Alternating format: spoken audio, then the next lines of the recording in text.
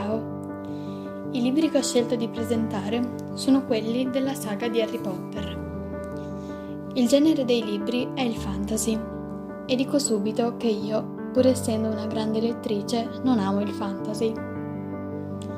Fin da piccola ho sempre amato i libri e letto molto, ma non so perché il genere fantasy non mi ha mai attirata.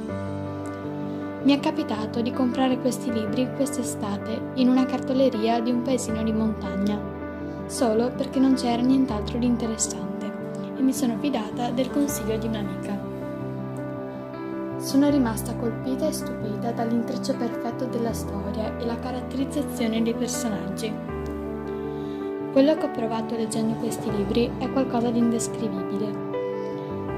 Leggendoli ho imparato che studiare non è da sfigati, perché ci servirà nel futuro e che non bisogna mai smettere di sognare.